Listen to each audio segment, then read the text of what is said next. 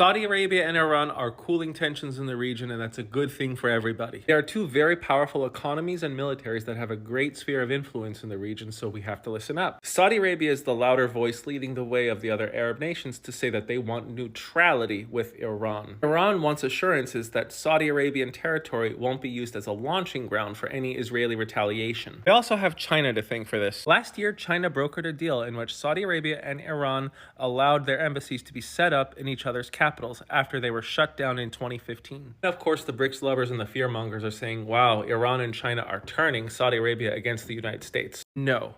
China is the #1 oil importer of both these countries, and they want to make sure that they have an undisturbed supply chain. Then there's the religious divide.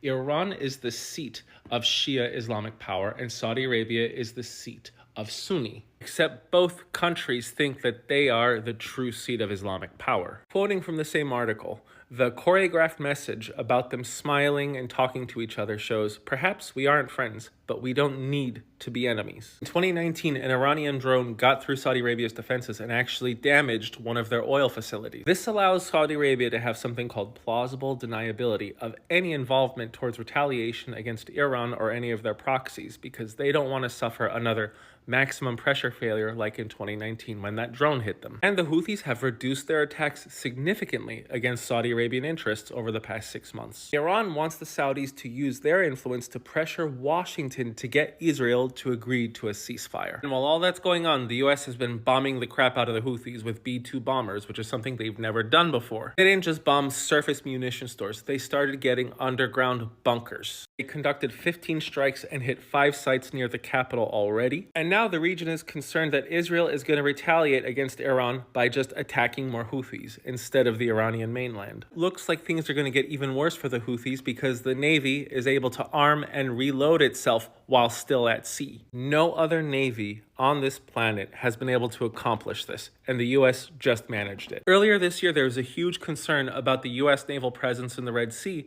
because the closest friendly port the ships could go to was 2,000 miles away. So every time they needed to refuel or reload, they had to leave the area, and the Houthis were able to conduct more attacks. But that's gone now since the US has mastered the transferable reload at sea method, also known as TRAM. This has exponentiated the capacity of the US Navy to project power anywhere for a sustained period of time, since they can keep firing the missiles as long as they need to without having to go back to port for replenishment. It's great for Saudi Arabia, phenomenal for world trade, not so good for Iran and their proxies, and I'm curious to see if it's going to lower the price of oil further due to lack of possible disruptions. And that cheaper oil will keep crushing Russia's dwindling oil revenues. I am the Geo Hussar, and remember, money goes where it's best treated. Thanks for watching.